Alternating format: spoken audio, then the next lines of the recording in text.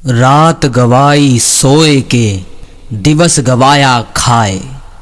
हीरा जन्म अनमोल सा, कौड़ी बदले जाए।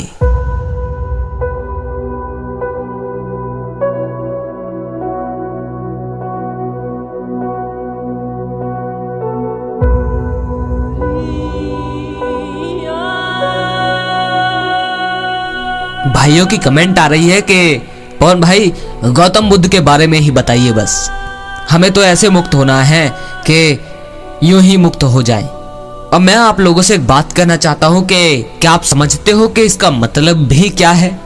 आप काम चोरी दिखा रहे हो, आप अपने आलस को जाहिर नहीं होने दे रहे। आप ये विचार करके बैठे हो और यही मुझसे कह रहे हो कि हमसे मेहनत करने के लिए मत कहो पवन भाई। हमें तो गौतम बुद्ध की कहानियां सुनकर ऐसे ही मुक्त होना है कि किसी भी वीडियो को देख लूं तो मेरे अंदर उत्तेजना ना हो। मतलब तुम कहना चाहते हो कि स्वामी विवेकानंद ये सब व्यर्थ थे, वो सब ऊंचे नहीं थे जो मुक्त हो गए। तुम्हें बहुत ही सस्ता और सरल तरीका चाहिए, लेकिन तुम्हें उसका भी सही से अर्थ नहीं पता, इसीलिए तुम उसकी इच्छा कर रहे हो।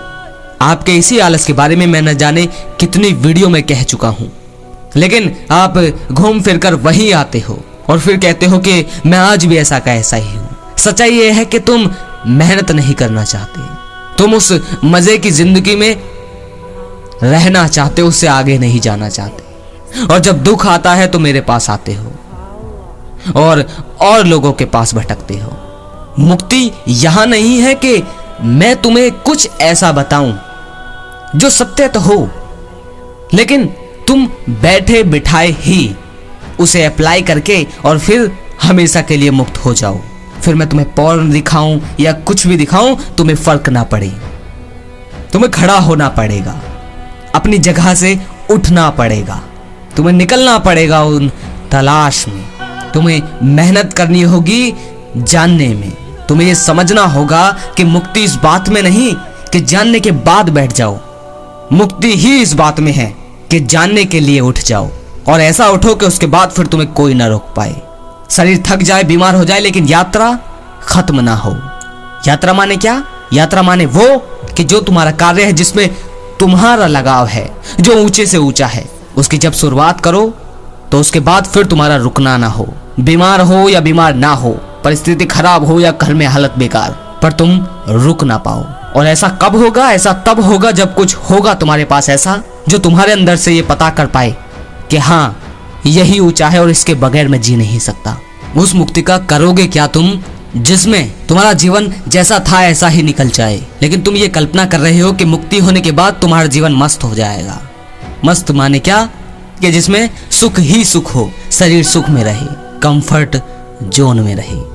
लेकिन तुम ये स्वीकार नहीं कर रहे क्योंकि तुम कायर हो, और वह अहंकार तुम्हारे अंदर बैठा है। इसीलिए तुम ये मानने को तैयार नहीं कि तुम जो मुझसे सवाल कर रहे हो बाकी और हमें कुछ सुनना नहीं। तो ये वो सच्चाई है, वो अहंकार है जो बोल रहा है कि हमें कुछ करना नहीं है, हम जैसे ऐसे ही मुक्त रहना चाहते हैं।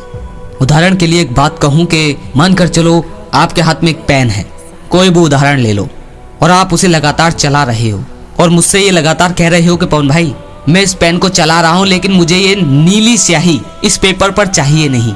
आप कैसे भी करो, बस मुझे ये नीली स्याही इस पेपर पे नहीं चाहिए, और मैं लगातार चलाता रहूंगा। तो क्या संभव है ये? लेकिन नहीं, तुम लोग इस आस में बैठे हो कि इस संसार में हर चीज नामुमकिन नहीं होती, सब कुछ संभव है।